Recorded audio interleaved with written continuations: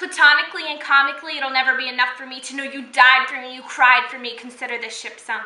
I hope you know you've said these words to Christ, not just once, not even twice, but every time you overlook his sacrifice, and every time I look over at your sinking ship, I say you've weighted down with wrong relationships. Each one equates to yet another whip. Now the crimson hue of all the drips is the pool of which you're sinking in, misusing an anchor as something that brings you down rather than something that keeps you ground. When you're lost at sea and you look around, that is where true friends are found, where your solid friends are confirmed and hooked. It used to be just single or taken, but if I'm not mistaken, the phrase "it's complicated" has found its way into that jaded association to relationships we're meant to sail, not sink. Your faith designed to grow, not shrink, and I am here to make you think about how exquisitely these things are linked.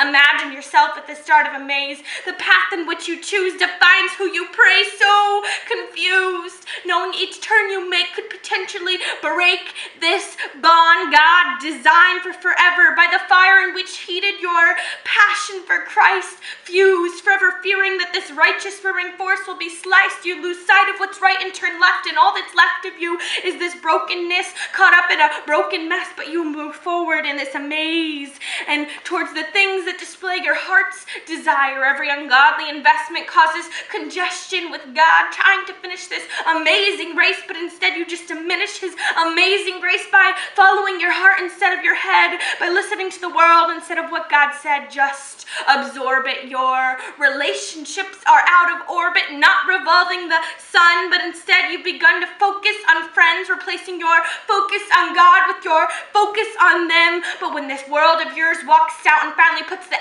end in friendship, my God will walk in and restore you with him, replace it so wholly within.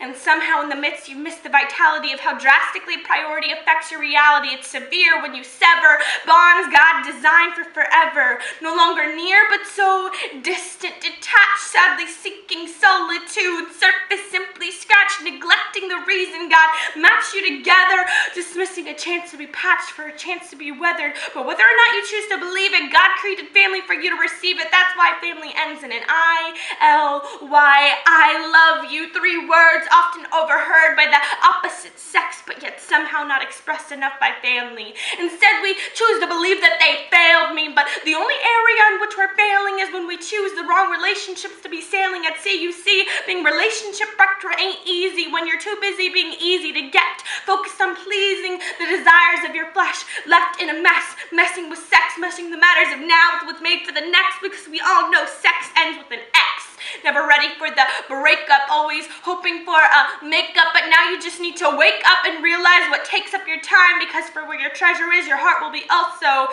And when your X marks your spot, you can expect to just falter rather than alter your expectations. You confuse your sensations with faulty foundations rather than his promises.